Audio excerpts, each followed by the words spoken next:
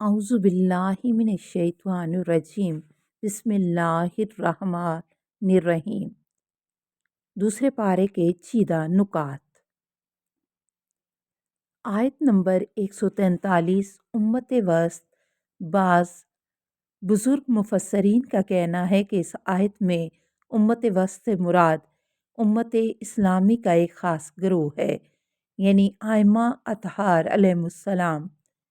इस आयत के ज़ैल में इमाम मोहम्मद बाक़र अलैहिस्सलाम से रवायत है, लोगों के गवाह सिवाय पैगंबर और आइम्मा के कोई और नहीं है, और ये बात किसी तौर माकूल नहीं है कि इससे मुराद तमाम उम्मत इस्लामी हो और खुदा उनसे गवाही तलब करे, क्योंकि उम्मत में तो कुछ ऐसे भी हैं कि जिनकी गवाही सब्ज़ी की एक गठड़ी या मक्खी के पर के बराबर भी अहमियत नहीं रखती।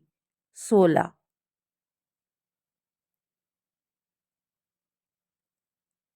नंबर 3। आयत नंबर 146। गुज़श्ता आसमानी किताबों में पैगंबर इस्लाम की खसूसियात का ज़िक्र के जिसे यहूदी छुपाते थे। 17। नंबर 4। आयत नंबर 150। एतमाम नेमत का तहक़्क़ुक़।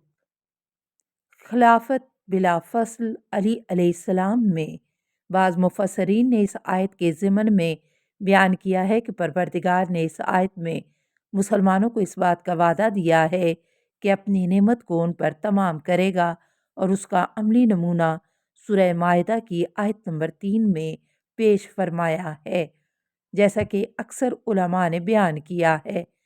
सूरह माइदा की आयत नंबर 3 गदीर खुम में पैगंबर इस्लाम सल्लल्लाहु अलैहि वसल्लम के हाथों हज़रत अली अलैहिस्सलाम की जानशीनी पर फाइज होने के बाद नाजिल हुई। 18। नंबर 5।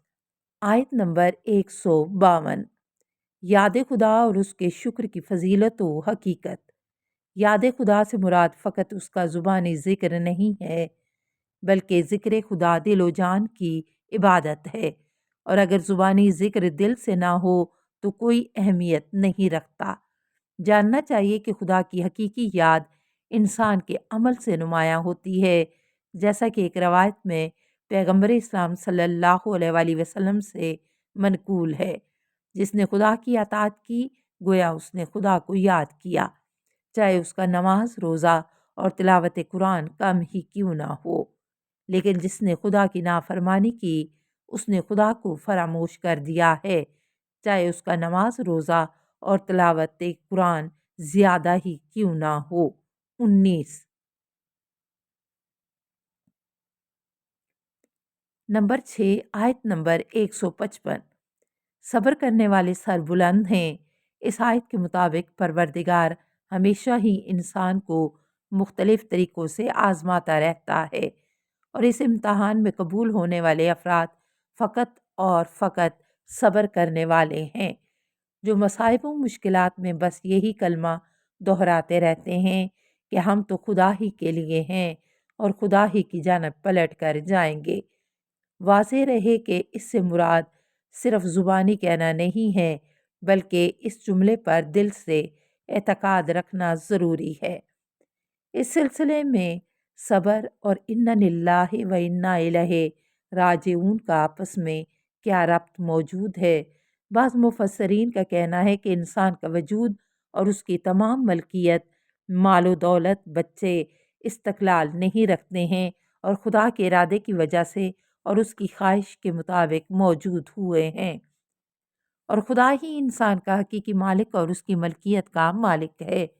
अगरचे खुदा ने ज़ाहिरन इंसान को इन चीज़ों का मालिक बना दिया है, लेकिन ये मलकियत निस्बती है, और यही वजह है कि मलकियत ज़ाहिरी और नस्बी दोबारा इंसान से ले ली जाएगी, और इंसान बग़ैर इसके और किसी चीज़ का मालिक रहेगा।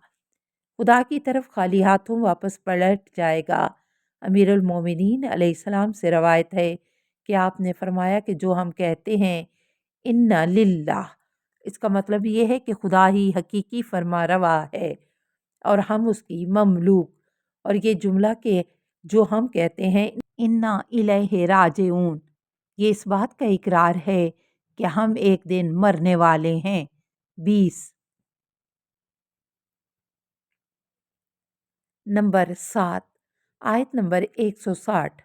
پروردگار کا انسان کی توبہ کو قبول کرنا، سوائے اس آیت کے قرآن مجید میں کہیں پر بھی پروردگار نے توبہ کے لیے اپنی زبان سے اسے اپنی جانب نسبت دیتے ہوئے کوئی گفتگو نہیں کی، اور کہیں بھی انا التواب الرحیم نہیں کہا، اور یہ چیز خدا کے لطف و کرم کو توبہ کرنے والے کے لیے بیان کرتا ہے کہ جس نے اپنے ماضی کی اصلاح کر لی ہے اور مستقبل میں اپنی اصلاح پر باقی رہنے کا عزم مصمم کر لیا ہے، اس کے لیے خدا تواب الرحیم ہے۔